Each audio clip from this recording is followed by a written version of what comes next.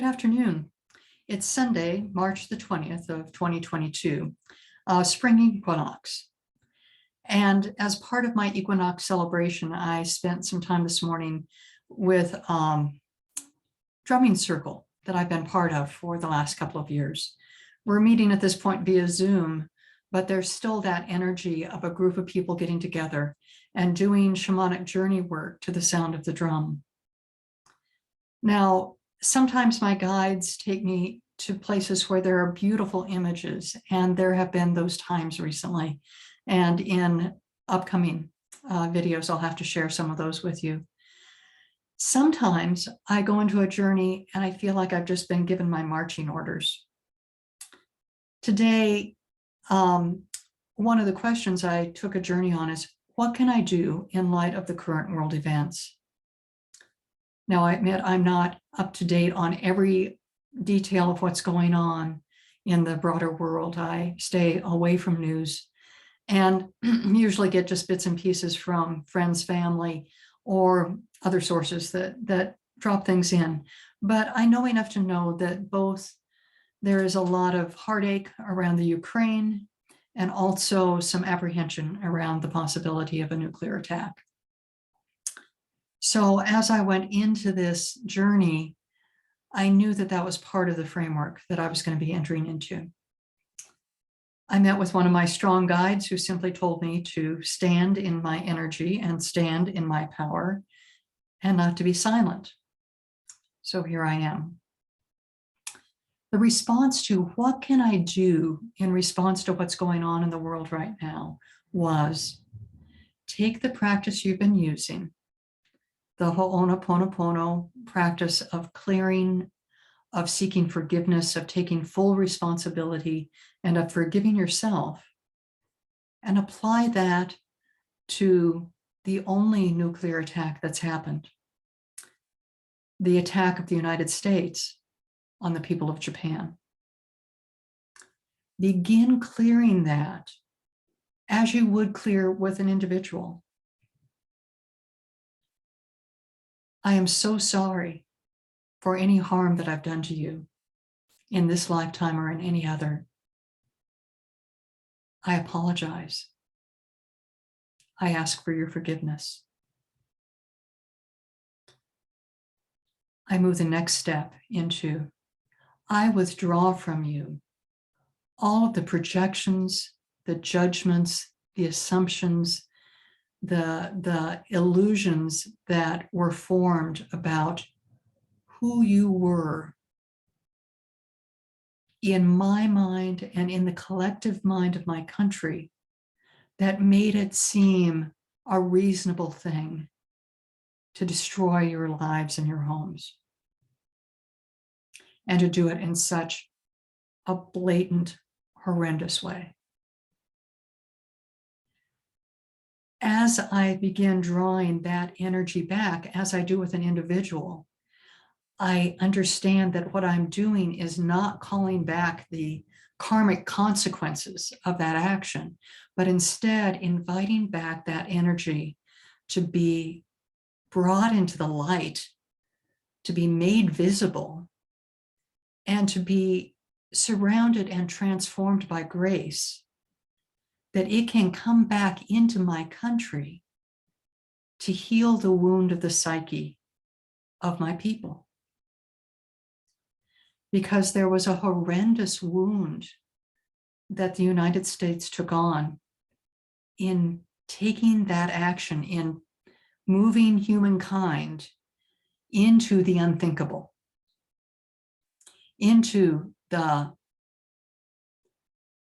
moving this country into the cognitive dissonance of Hitler and the Nazis are monsters.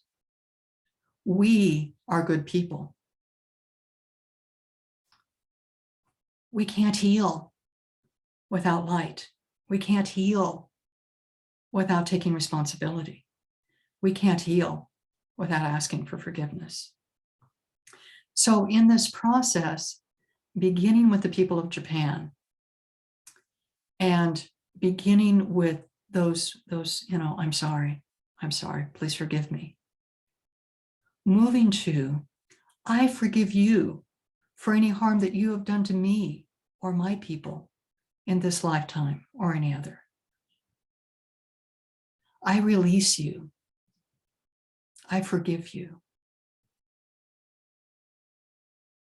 I am willing to stand in full responsibility of my experience of who you are, of how I view you, of how I make you a them.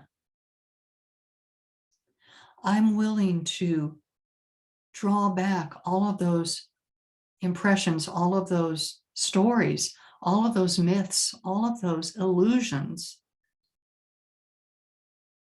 that somehow made your life less valuable than my own. That you may stand in all of your divine beauty, power, glory.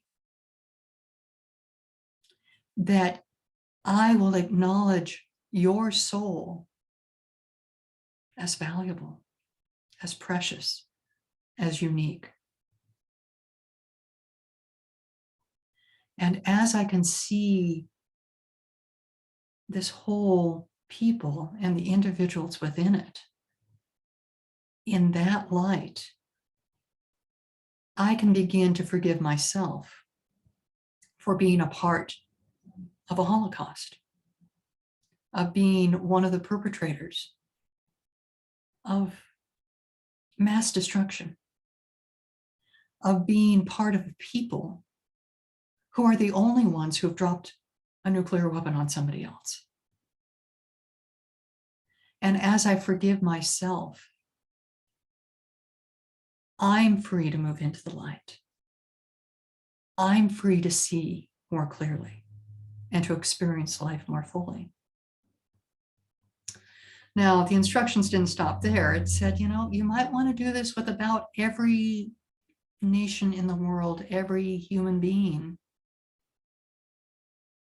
because that one event had that much impact on wounding the psyche of humanity that we are now standing in fear of someone doing the unthinkable again.